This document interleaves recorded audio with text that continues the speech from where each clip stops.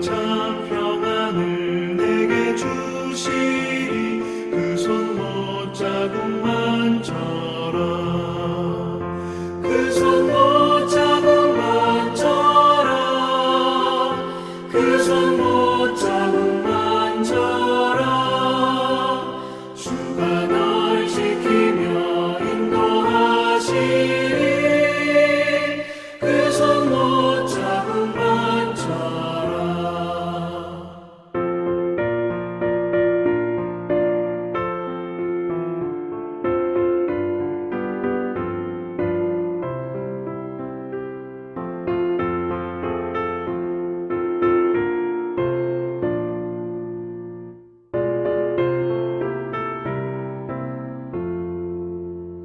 내가 부활의 주 따라가려면 그 손 못자국만 져라. 내가 주 안에서 길이 살리라. 그 손 못자국만 져라. 그 손 못자국만 져라. 그 손 못자국만 져라. 주가 널 지키며 인도하시리. 그 손 못자국만 져라. 너의 죄악의 짐 무거울 때에 그 손 못자국만 져라. 마른 문 열고서 주를 모셔라. 그 손 못자국만 져라. 그 손 못자국만 져라. 그 손 못자국만 져라. 주가 널 지키며 인도하시리. 그 손 못자국만 져라.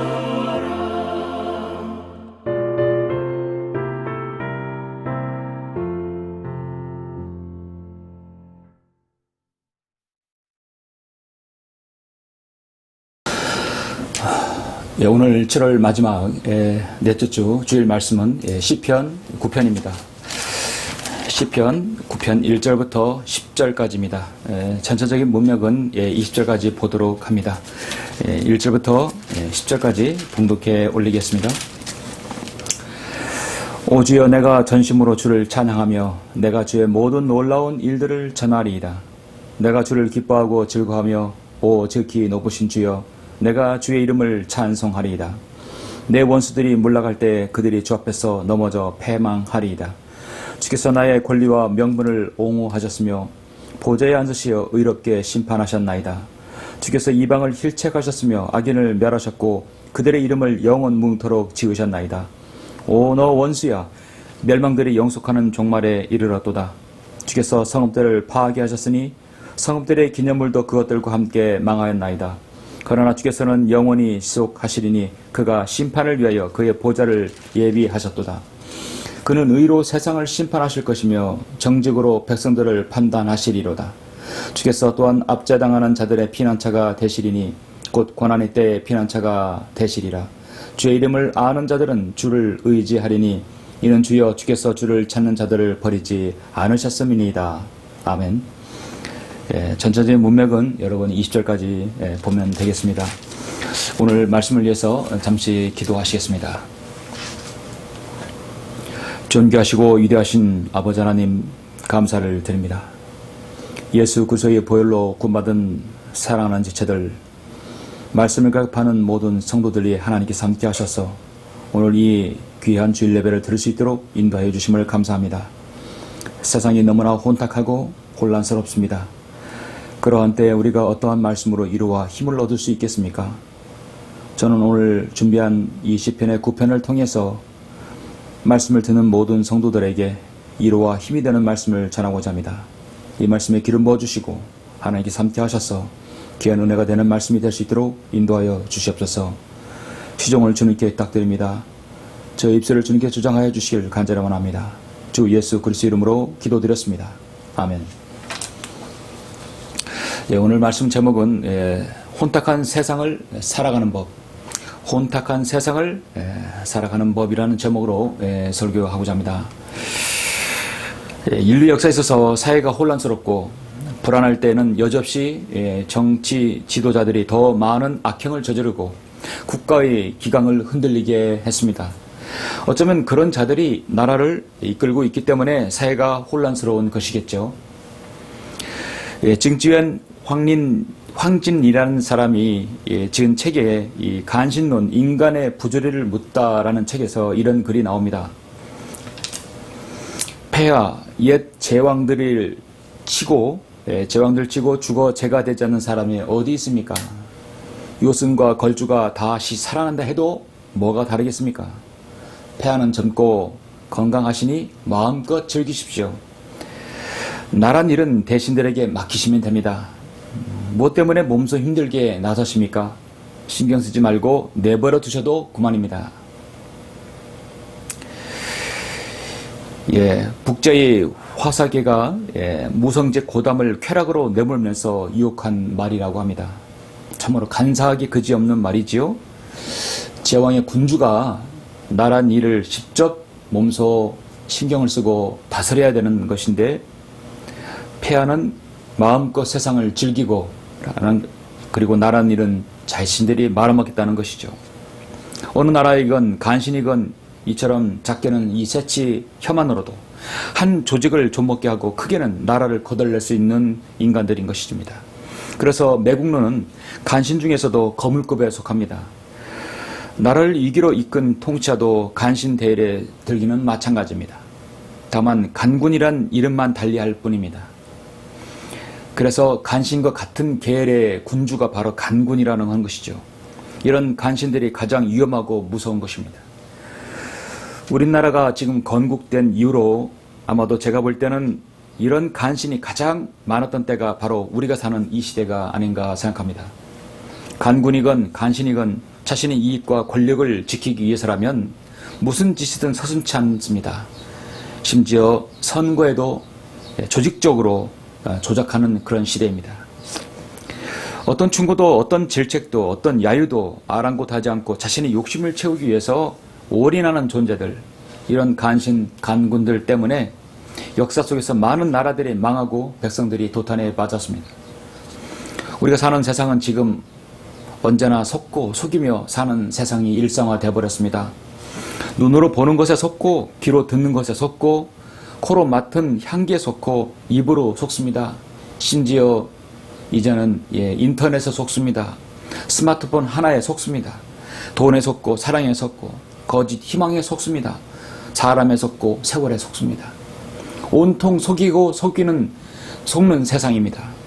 그러다 보니 요즘 같은 사회적 혼란이 잦은 시기에 세상 사람들은 정신적인 스트레스를 정말 많이 받게 됩니다.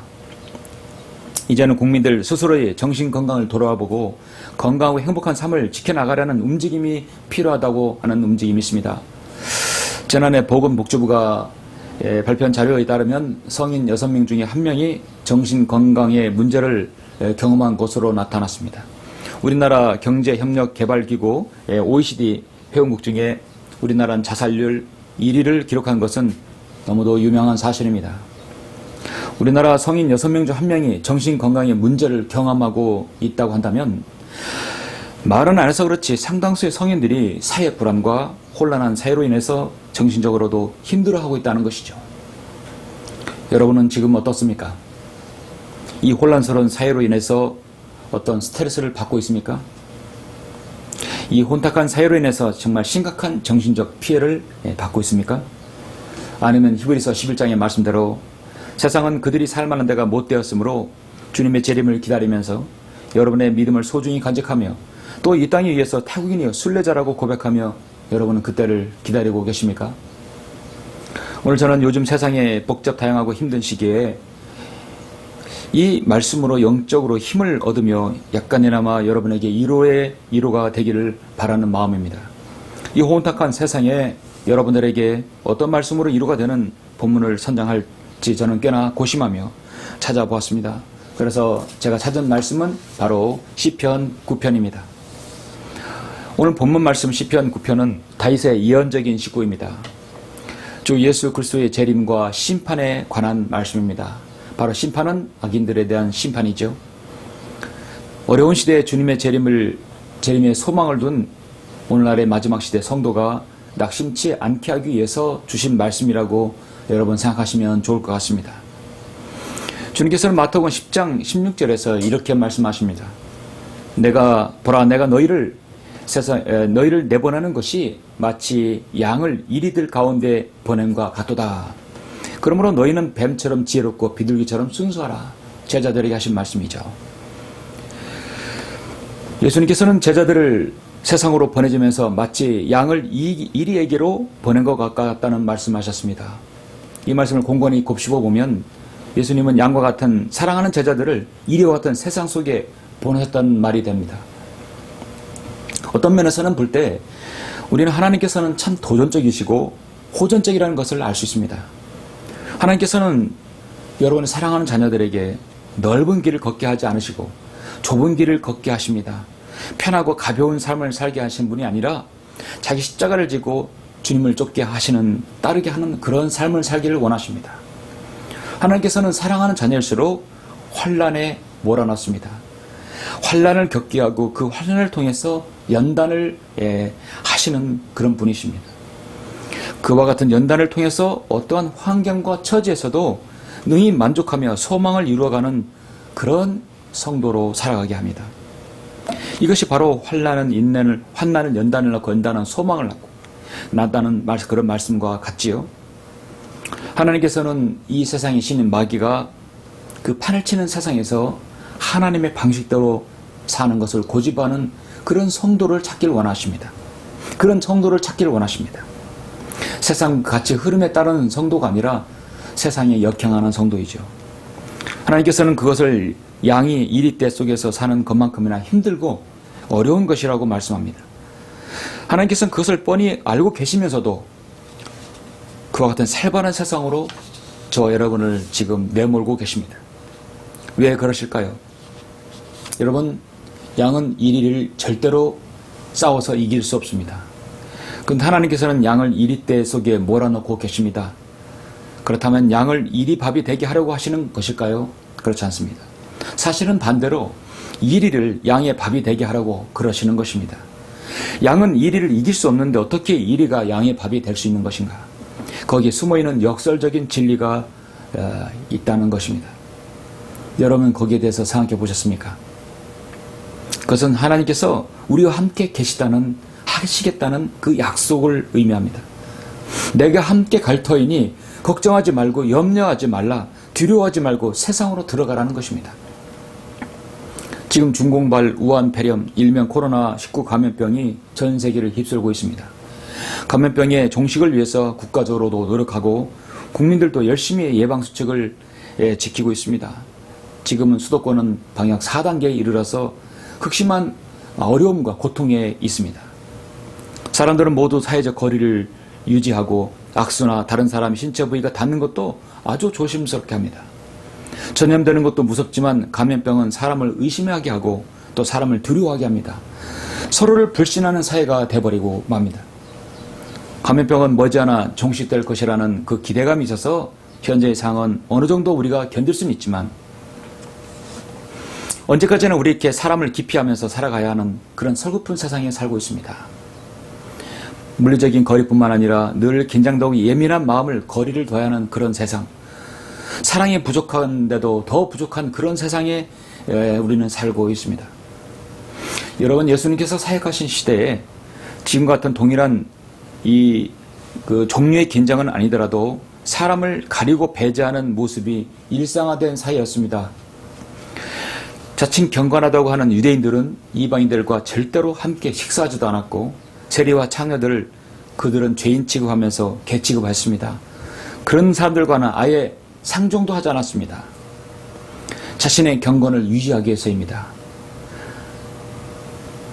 혐오와 배제가 만연한 세상 속에서 예수님께서는 손가락질 받는 사람들과 죄인 취급받은 사람들을 함께하며 그들을 주님께서는 찾으셨죠.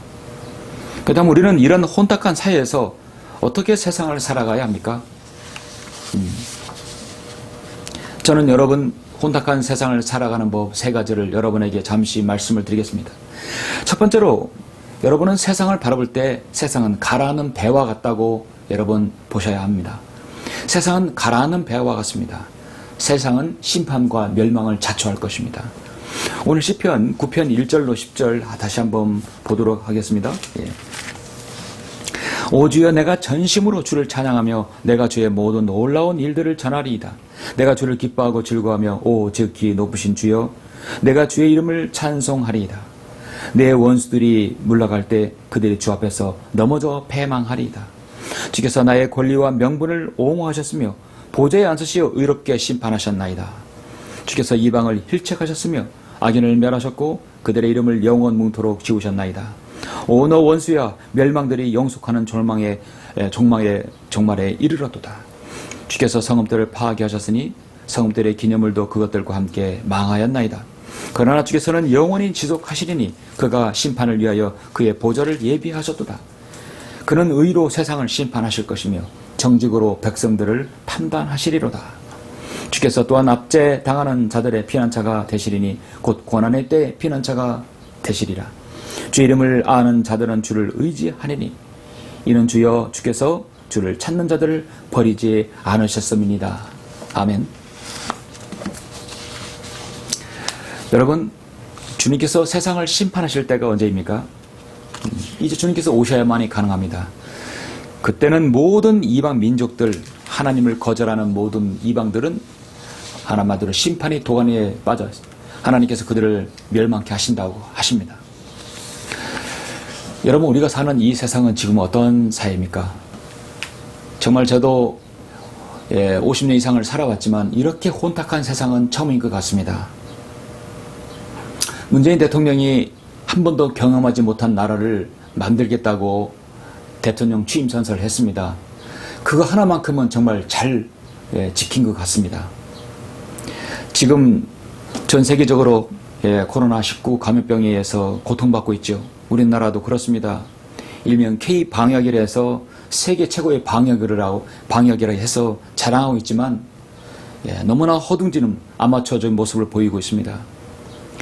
이 나라는 지금 지난 4월 19일 재작년이죠. 4월 19일 부정선거로 인해서 불법 선거 공작을 이룬 것이 지금 다 들통났습니다. 정치인들은 권력 비리 의혹이 끊이지 않습니다. 라임 사태란지 신라젠 사태란 지호영 사태 철저하게 배후를 밝혀야 되는데 밝히지 않습니다. 탈원전 정책으로 고통받는 서민 가정들의 전기료는 상승하고 있습니다. 소득 주도 성장이라는 희한한 경제 논리를 내세워서 마치 마차로 말을 끄는 형태의 이상한 경제 논리가 되어서 경제가 폭망하고 있습니다. 외교는 외교도로 폭망하면서 우리나라의 주권이 세계의 여러 나라의 망신거리가 되어가고 있습니다. 역대급으로 가장 많은 나라빛이 생겼습니다. 친중과 친북 성향의 그런 정치로 중국몽을 또 북한몽을 꾸고 있는 그 정치 형태를 꾸고 있습니다. 정치 형태를 가지고 있습니다. 많은 사람들에게 참으로 논란의 거리가 되었던 조국 사태가 있었습니다. 끊임없는 권력 비리가 있었습니다. 사상 유례없는 청년 실업이 지금 있어서 많은 청년들이 고통받고 있습니다. 이것뿐입니까? 얼마나 많은 일들을 인해서 국민들이 체감하는 그 고통이 얼마나 큽니까? 우리 그리스도인은 참으로 하나님의 공의와 진리를 사랑하는 사람들입니다. 심은 대로 거두는 법이라는 것을 누구든지 알 수 있습니다. 그래서 이 땅에 사는 그리스도인이 가장 고통받는 것이 무엇입니까? 자신들은 깨끗한 척, 정의로운 척 하지만 실제로는 뒤에서 모든 것을 다 누리고 있는 자들입니다. 가장 이선적인 것을 볼 때 그리스도인은 정말 힘든 것입니다. 이 나라 정권이 바로 그렇게 하고 있는 것을 볼 때 그리스도인은 견딜 수 없어 하는 것입니다. 그렇게 고통당하고 힘들어하는 그리스도인에게 위로의 말씀이 무엇입니까? 이 세상은 반드시 멸망한다. 이 세상은 반드시 하나님께서 심판할 것이다. 내 원수들이 물러갈 때 그들이 주 앞에서 넘어져 패망하리이다. 주께서 나의 권리와 명분을 옹호하셨으며 보좌에 앉으시어 의롭게 심판하셨나이다. 오 너 원수여 멸망들이 영속하는 종말에 이르렀도다. 오 너 원수여 멸망들이 영속하는 종말이라 하겠습니다. 지속되는 종말입니다. 끝이 없습니다. 주께서 성읍들을 파괴하셨으니 성읍들의 기념물도 그것들과 함께 망하였나이다. 특히 여러분 8절에 보시면 그는 의로 세상을 심판하실 것이며 정직으로 백성들을 판단하시리로다. 이 세상은 가라앉는 배와 같습니다. 여러분 부도난 회사에 투자를 할 사람 있겠습니까? 이 세상은 그 무엇 하나 여러분 투자나 또 낙을 둘 수 없습니다. 기대를 할 수 없습니다. 나라를 지금 이렇게 엉터리로 이꼴로 만들어 놓은 정치인들은 반드시 그들은 단죄를 받아야 합니다. 이 땅에 우리가 두 눈을 뜨고 그것을 보지 않다 하더라도 주님께서 재림하시면 반드시 그들은 하나님께서 반드시 심판하실 것입니다. 9편 오늘 그 본문 이후의 말씀을 보시면 17절에 악인은 지옥으로 돌려질 것이요 하나님을 잊어버린 모든 민족들도 그러하리라. 하나님을 두려워하지 않는 모든 그런 정치인들 다 그렇게 지옥으로 떨어질 것입니다. 주님께서는 그의 12절 그는 피에 대하여 조사하실 때 그들을 기억하시며 겸손한 자의 부르짖음을 잊지 아니하시는도다. 이 혼탁한 세상에 세상을 위해 세상의 이런 부조리를 보고 한탄하는 그리스도인의 기도를 주님께서는 들어주실 것입니다. 오 주여 나에게 자비를 베푸소서. 죽음의 문들에서 나를 일으키신 주여 나를 미워하는 자들에게 당하는 나의 고난을 생각하소서. 주님은 여러분의 그 어려움을 분명히 기억하실 것입니다. 혼탁한 세상을 살아가는 법 두 번째로는 세상을 이기는 힘이 있어야 합니다. 믿음이 있어야 합니다. 세상을 이기는 믿음이 있어야 되는 것이죠. 여러분이 이 세상을 이기려면 이 세상을 살아가면 두 번째로는 첫 번째는 세상은 망한다는 걸 알으시고 두 번째는 세상을 이기는 믿음이 있어야 한다는 것이죠. 요한일서 5장 4절 5절을 보시면 이렇게 말씀합니다. 이는 하나님께로부터 태어난 자는 누구든지 세상을 이기기 때문이라. 세상을 이기는 승리는 이것이니 곧 우리의 믿음이라. 그렇죠. 믿음이죠. 예수께서 하나님의 아들이심을 믿는 자 외에 세상을 이기는 자가 누구냐? 바로 그리스도인입니다. 여러분 세상을 이겨야 한다고 해서 세상과 담을 쌓거나 세상과 투쟁하거나 거래에 나가서 이슈를 해서 어떤 투쟁을 하는 것이 아닙니다. 또 세상을 도피하라는 말도 아닙니다. 오히려 세상 속에서 들어가서 세상의 빛과 소금이 되라는 것입니다. 사도 바울은 세상을 등지고 살려면 이 지구를 차라리 떠나야 한다고 했어요. 성도는 세상 속에 살아가고 있습니다. 그렇다면 세상을 이긴다는 말이 무엇입니까? 아무리 세상이 약해도 부조리가 있고 간군이 이 나라에 있어도 여러분만큼은 세상에 속하지 말라는 것입니다. 세상의 잘못된 풍조를 따르지 말고 성경의 진리를 기준으로 살아가라는 것입니다. 그러다 보면 필연적으로 세상의 기준, 세상의 가치, 세상의 문화와 충돌이 여러분에게 일어납니다. 그래서 세상은 까닭없이 성도를, 여러분을 미워할 수 있습니다. 세상이 하자는 대로 다 하면은 여러분을 절대 미워하지 않습니다. 여러분과 친구가 되는 것이죠.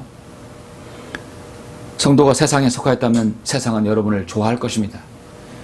여러분이 정상적으로 하나님을 믿는다면 세상은 여러분을 싫어해야 되는 것이죠. 예수님께서 포도나무 비유를 말씀하실 때 요한복음 15장 19절에서 다음과 같이 말씀합니다. 세상이 너희를 미워하면 그것은 너희를 미워하기 전에 나를 미워한 것임을 알라. 만일 너희가 세상에 속한다면 세상은 자기 사람들을 사랑할 것이라. 그러나 너희는 세상에 속한 자가 아니요 내가 너희를 세상으로부터 선택하였느니라. 이로 인하여 세상이 너희를 미워하느니라 말씀하고 있습니다. 그래서 사도 요한은 요한일서 3장 13절에서 나 형제들아 세상이 너희를 미워해도 이상히 여기지 말라고 말씀하고 있습니다. 그런데 세상이 성도를 미워하는 것을 알고 보면 성도를 미워하는 것이 아니라 사실은 예수님이 하나님을 거절하는 것입니다. 예수님을 미워서 하는 것입니다. 세상이 왜 그렇게 미워합니까? 세상이 악하다고 하니까, 성경은 세상이 악하다고 하니까, 세상은 멸망한다고 하니까 세상이 여러분을 미워하는 것입니다. 그래서 하나님 말씀을 증오하는 것입니다. 세상이 악하다, 세상은 멸망한다는 것입니다. 사실 바른 말이죠. 예수님께서 자기 형제들이 유대인 명절인 장막절이 가까이 오자 유대로 올라가서 자신을 세상에 나타내셔서 하니까 주님께서 뭐라고 하신지 아십니까?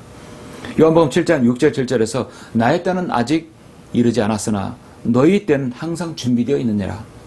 세상이 너희는 미워할 수 없으나 나는 미워하나니 이는 내가 세상에 관하여 그 일들이 악하다고 증거하기 때문이라 말씀하고 있습니다. 세상은 악하다고 우리는 주님 말씀처럼 동일하게 얘기해야 됩니다. 선포해야 합니다. 여러분, 기독교 신앙의 출발점은 무엇입니까? 세상은 악합니다. 그리고 나는 죄인입니다. 여러분, 나는 죄인입니다. 나는 구원이 필요합니다. 라는 고백부터 시작하는 것이 바로 그리스도인입니다. 그것이 바로 진정한 종교예요.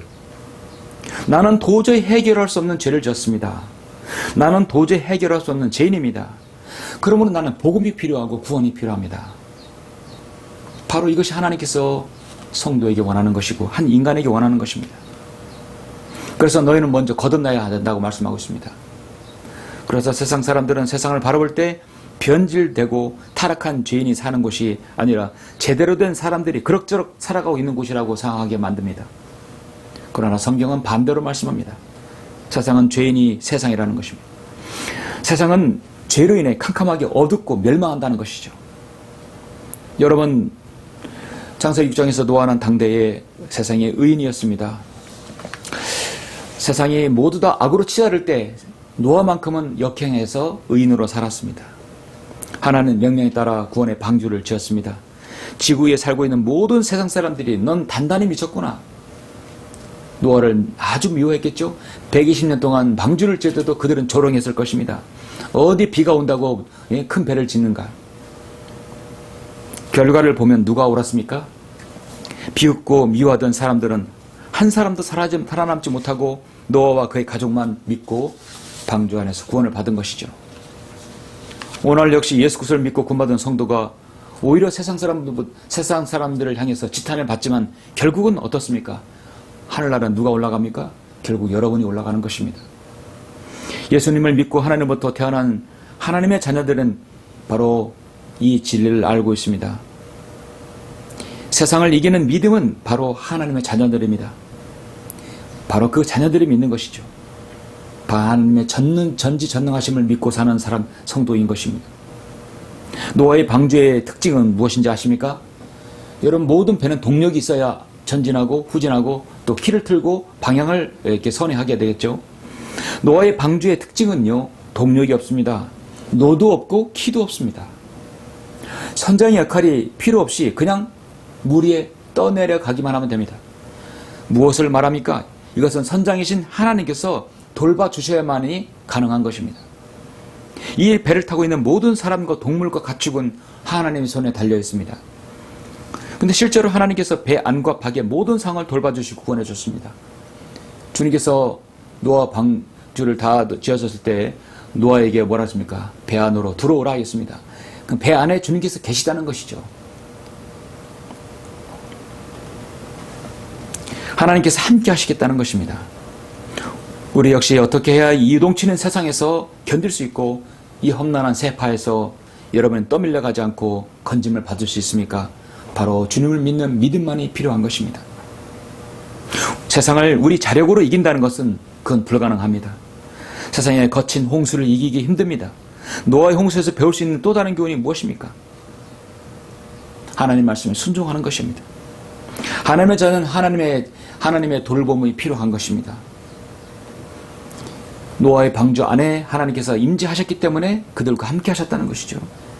여러분이 하나님을 믿는 믿음으로 살아간다면 주님과 동행하는 삶을 살 수 있는 것이죠. 혼탁한 세상을 살아가는 것, 마지막 세 번째로 여러분은 세상의 것에 집착하지 말라는 것입니다. 그 세상의 어떤 것도 집착해서는 안 된다는 것이죠. 누가복음 14장 25절부터 35절을 잠깐 보시겠습니다.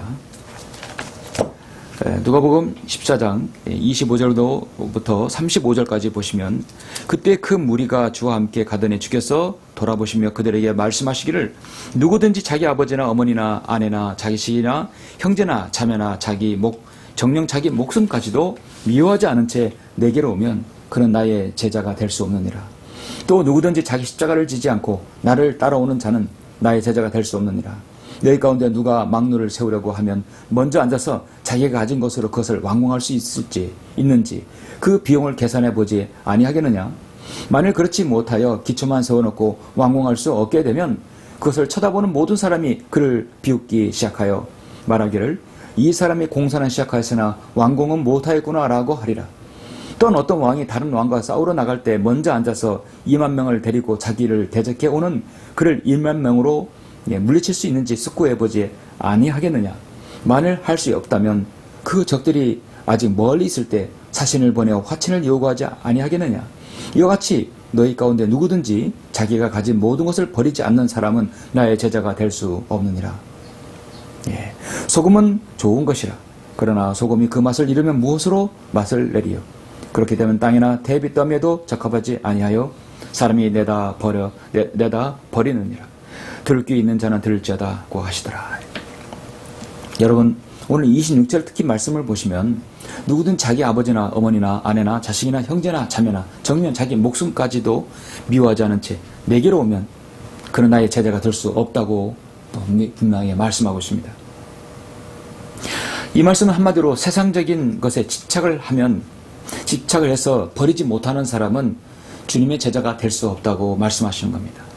계속해서 본문을 보시면 여러분 공사를 하는데 어떤 망대를 세울 때 있어서 그 이야기와 왕이 싸우는 데에 대해서 말씀하시는 모든 것을 보면 계산을 하고 나서 자신이 생길 때 착수를 하고 그 일에 대해서 물질이나 생명까지도 버릴 각오가 되면 성공하고 승리하는 것처럼 주님을 따르는 제자가 되려면 먼저 물질이나 생명까지도 먼저 포기하고 나서야 참된 제자의 자격이 될 수 있다고 성경은 말씀하고 있습니다.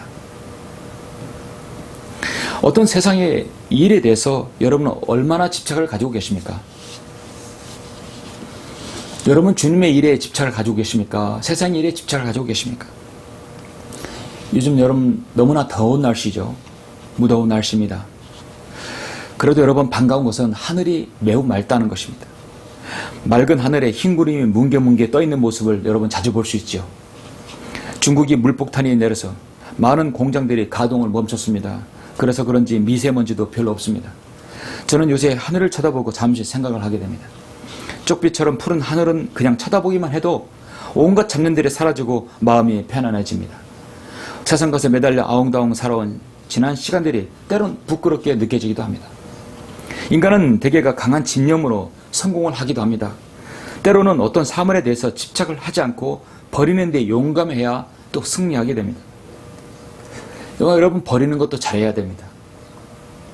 지나치게 집착을 하게 되면 거기에 노예가 되기 쉽습니다. 거기에 대해서 실패와 또 불안감으로 살아갈 수 있습니다. 일본의 어떤 작가가 쓴 이기려면 버리라는 책을 보면 인간은 집착을 버리는 만큼 강해진다는 말이 있습니다. 다시 말해서 인간은 집착을 버려야 하고 담대해지고 해서 버려야 할 때 버려야 한다는 것이죠. 우리가 신앙생활을 하는데 마귀는 어떤 사람을 사로잡아서 그가 무엇에 집착하게 합니다. 그리고 그걸 통해서 자신의 인생이 파괴되고 멸망시키게 되는 것이죠. 우리는 하나님의 일에 집착을 하고 주님의 외의 것에는 세상 것에는 너무나 큰 집착을 가지지 말아야 됩니다. 때는 떨어지는 습관을 가져야 합니다. 하나님의 사람인 성도는 세상 것에 집착을 버려야 하고 마귀를 이길 수 있습니다. 어떤 마귀의 시험에도 승리하게 되는 것이죠. 여러분은 지금 어떤 것에 집착하고 계십니까? 집착이 강하면 중독이 되는 것이죠. 하나님 말씀에 열을 낼 수 없는 것입니다. 사랑하는 성도 여러분, 말씀 맺겠습니다. 여러분 지금 우리 눈에 보이지 않아도 하나님은 분명히 계십니다. 하나님께서는 하늘에만 계시는 것이 아니라 이 땅에 바로 여러분의 안에 내주하고 계십니다. 이 땅에 돌아가는 모든 것은 여러분 하나님께서 무기력하게 그냥 구경하시는 분이 아닙니다. 이 나라 이 땅을 다스리고 관장하고 계십니다. 사탄이 우리를 속여서 세상이 마치 사탄의 자기 식대로 돌아가는 것처럼 보이지만 하나님께서는 이 모든 것이 하나님의 방식대로 이 세상은 돌아갑니다. 바로 하나님의 시간표대로 움직이고 있습니다. 믿음의 눈이 없었던 이스라엘은 가나안으로 들어가는 것을 두려워했습니다.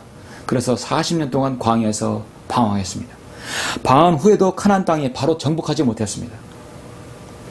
저들은 결국 광야에서 다 죽고 말았습니다. 광야에서 새로 태어난 자손들과 믿음의 눈을 가지고 들어가는 그 여호수아와 칼렙만이 가나안 땅에 들어갔죠. 똑같은 상황이 우리에게도 주어지고 있습니다. 하나님께서는 우리와 함께 계신다는 조건을 배제한다면 우리는 양과 같고 세상은 이리와 같아서 도저히 세상을 이길 수 없습니다. 그래서 여러분에게 믿음이 필요합니다. 세상을 창조하신 하나님 아버지를 믿는다고 고백하면서도 우리가 정말 하나님을 믿는 사람들이라 한다면 여러분의 믿음이 있고 우리와 함께 하신 하나님을 믿어야 합니다. 그리고 세상을 집착하지 말아야 됩니다. 세상은 멸망하는 가라는 배와 같다고 성경은 말씀하고 있습니다. 어떤 경우도 여러분 세상을 두려워하지 않아야 합니다. 다만 우리가 사는 이 세상은 하나님의 공의가 조금이라도 실현되는 것을 이 땅에서 눈으로 보기를 원하는 것입니다.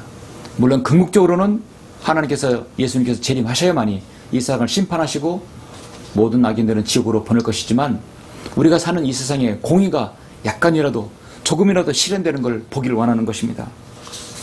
이 나라 이 민족을 공산 치하에 넘기려는 그런 정치인들, 권력을 유지하기 위해서라면 무슨 짓을 서슴지 않는 그런 간신간배들이 간군들이 있는 한 우리는 계속돼서 이 세상에 대해서 여러분 낙을 두지 않고 주님의 재림을 더 소망하고 기다려야 합니다. 더 원하는 것은 우리가 살아있는 동안, 제가 살아있는 동안, 이 땅에 올라가지 않는 동안은 두 눈을 뜨고 하나님의 공의와 진리가 이 땅에서 약간이라도 실현되는 것을 원하는 것입니다. 악인은 멸망한다는 것을, 망한다는 것을 보고 싶다는 것이죠.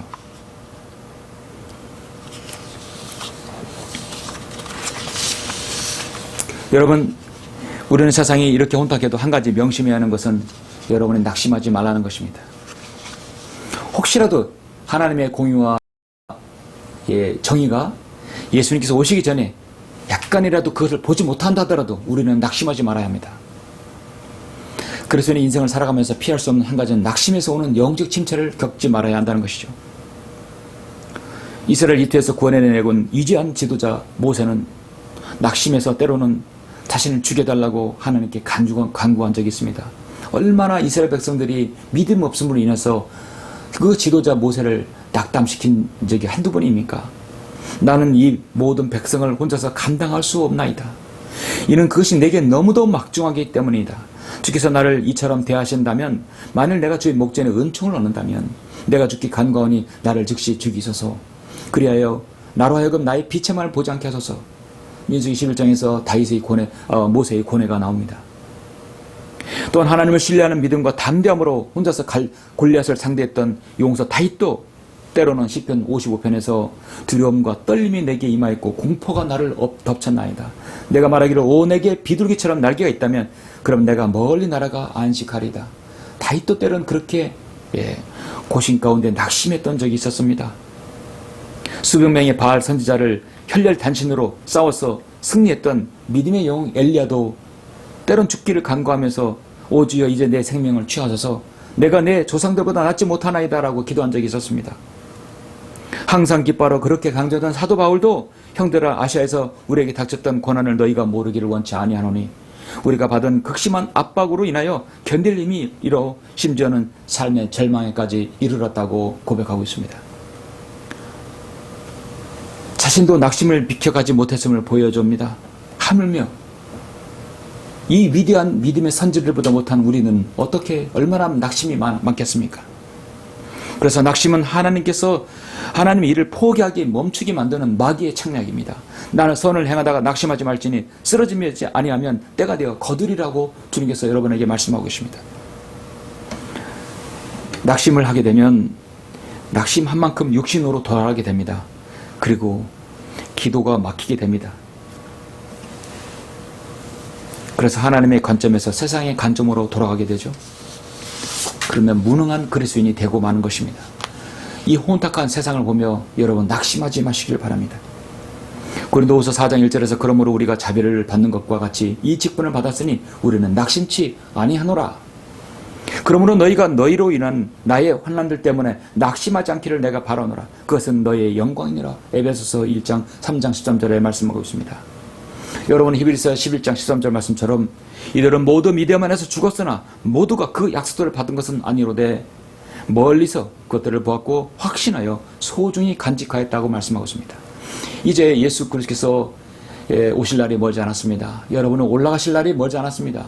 어쩌면 우리 세대에, 여러분의 살아있는 세대에 주님의 공중재림을 맞이할 수 있을 것입니다. 가장 여러분이 복된 성도가 되는 것이죠. 우리는 이 땅에서 말씀처럼 타국인이요 순례자입니다. 그걸 고백하시면서 우리가 곧 올라갈 사람들이라는 걸 아시면서 이 땅에 집착하지 아니하고 여러분 하나님의 믿음으로 세상을 이기며 승리하는 여러분이 되시기를 간절히 바랍니다. 기도하시겠습니다.